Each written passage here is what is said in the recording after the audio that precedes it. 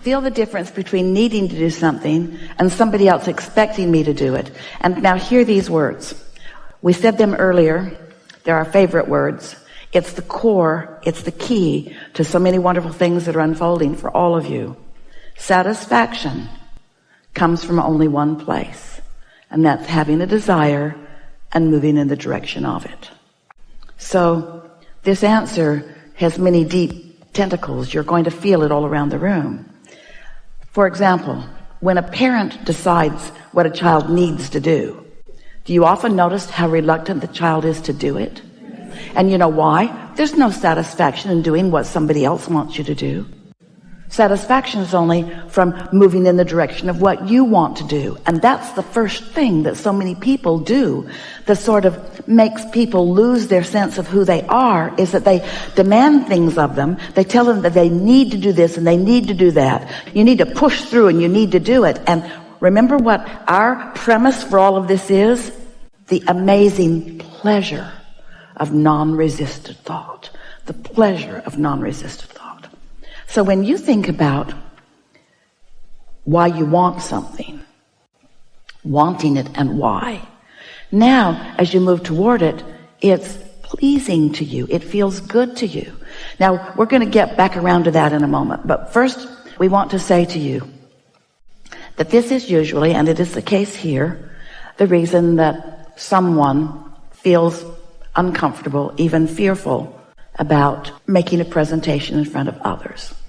And it's because you don't trust them to be connected to their inner being.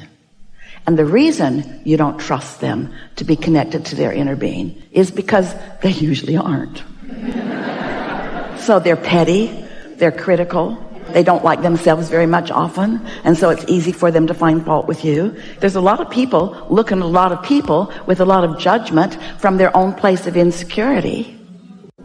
So this brings us right to the heart of something. This is one of the most important things that will give you the greatest relief and the greatest clarity and then the greatest strength and then the greatest satisfaction. So just follow through with us on this just for a little bit.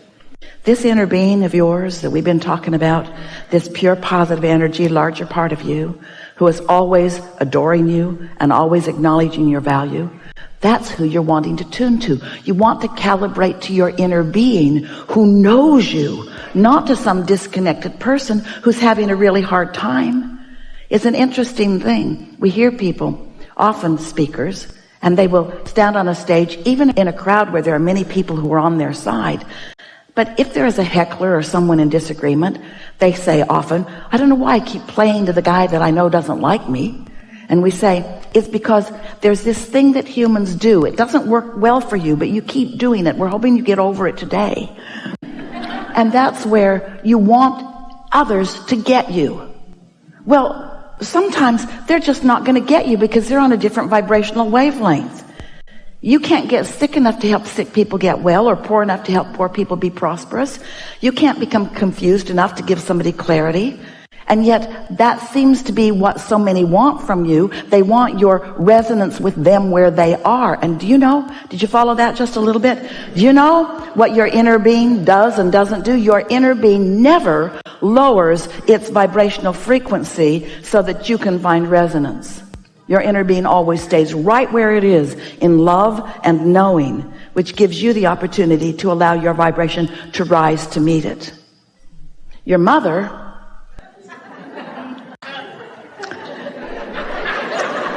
she moved around and she did you a disadvantage. She sided with you when you were complaining, and she sympathized with you when you were feeling sorry for yourself and those sorts of things. But your inner being does not.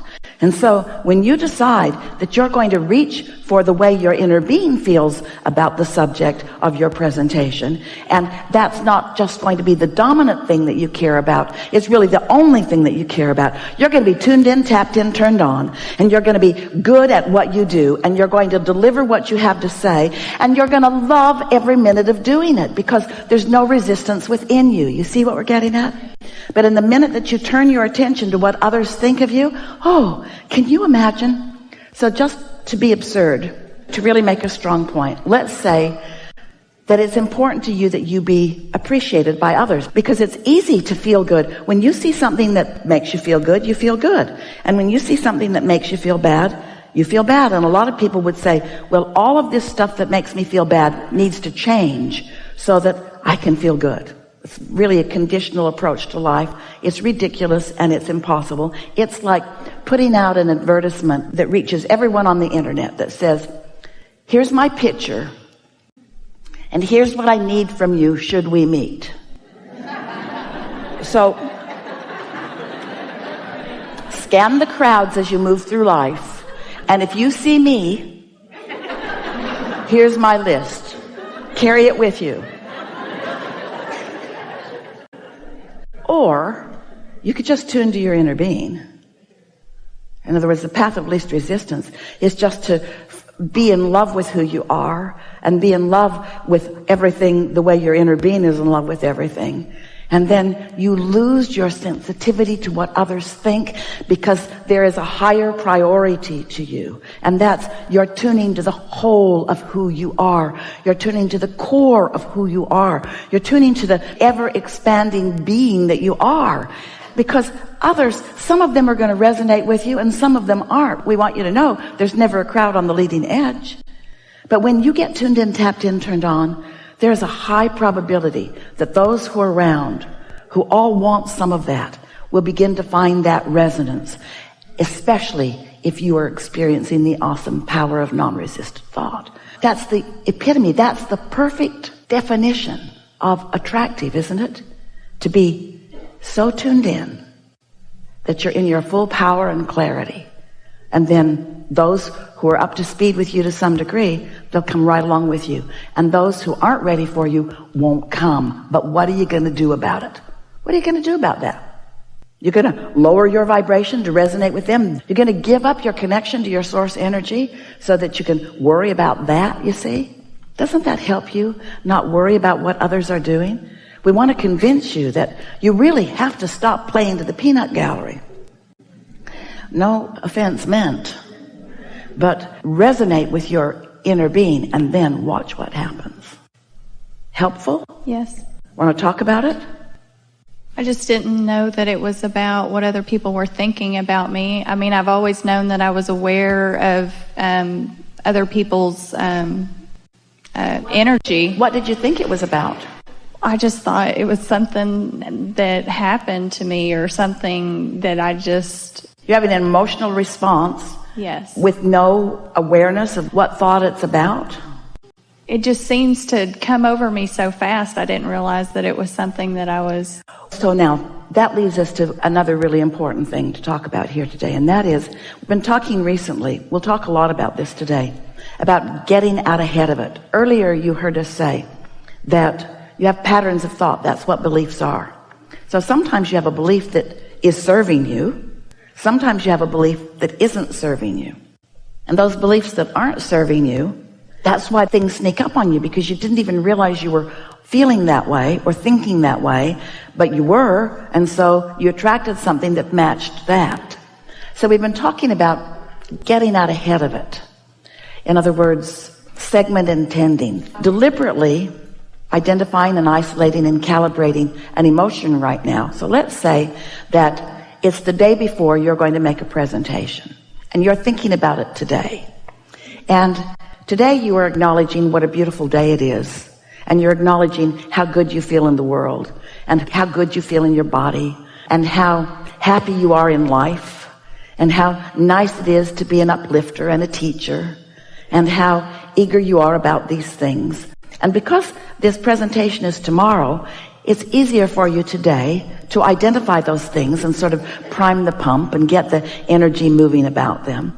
You might even go so far as to acknowledge how happy you are to have this role that you get to play tomorrow, and how eager you are to see how it plays out, and how much fun that it could be, how much fun that it will be. And so just by having those thoughts here today, with little or lesser resistant competition about them, you have gotten out ahead of it.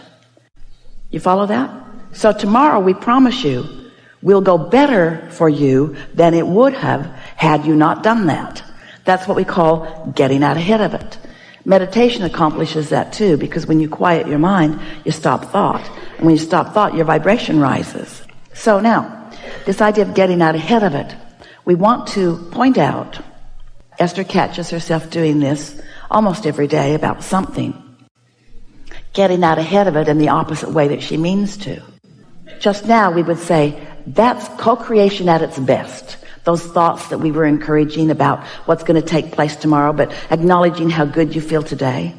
That's co-creating at its best. You and the universe and your inner being. But sometimes if you have a worrisome thought, like, it just comes over me so fast, I don't know what happens. I just remember that I get prepared and I think I'm ready and then I'm not. Don't do that, because that's the opposite of what we're talking about. But it is getting you ready for something. It is preparing you for the next segment, but it's preparing you for a segment that you're not going to enjoy that much when you get there, you see. So when you start getting a handle on this and you start getting out ahead of it deliberately when it's easier, and then you start noticing how much better things go for you because you're out ahead. Esther has a notebook, a stack of notebooks now, and she decided to take this a little bit to an extreme, and so she is segment intending almost every segment of her life experience these days by sitting and writing for about 60 seconds about the next segment that she's moving into. Back in the very early days, Jerry asked, Abraham, are there any laws of the universe or anything that if we could really get a handle on, it would help us to understand how all of this works? And we said, there's the law of attraction, and then we defined it. You're a vibrational being, and as you emanate a signal, you will attract like to you.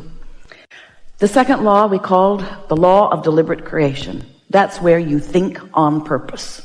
You can do it by default. That's what most people do. They look over there and they think about that, and they look over there and they think about that. But very few people are guiding their thoughts according to their guidance systems, because very few people are trying to harmonize with the larger part of them. They don't even know that larger part exists sometimes. And they certainly didn't realize that that larger part of them is thinking right here, right now about what they're thinking about. The law of deliberate creation. Paying attention to your emotions and thinking in the direction of what you want as your inner being does. The third is the law of allowing.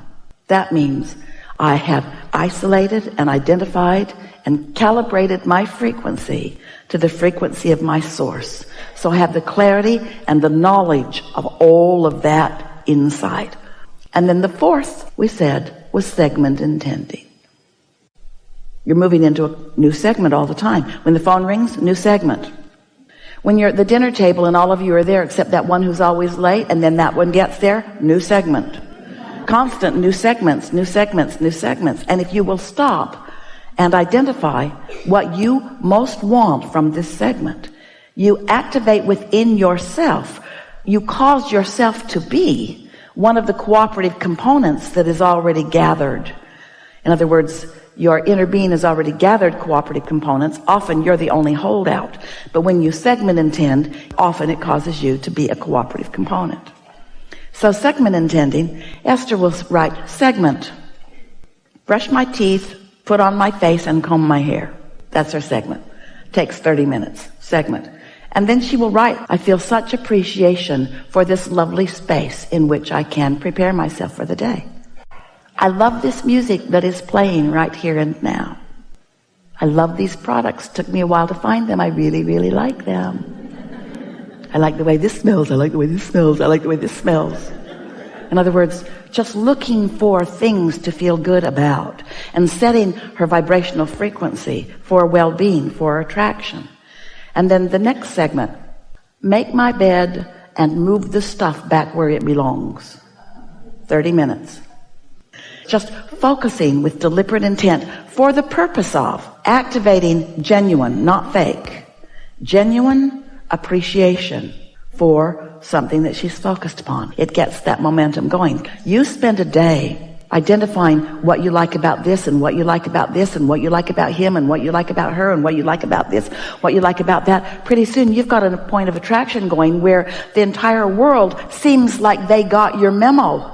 When you see me do this, it's like they got the memo. And those that are not a vibrational match to this pure positive energy stream that you've got going, they bounce off of you. It's like they're not even in the same world that you're in. While those that have components that match up with some of the things that you've got actively flowing through you come into your experience.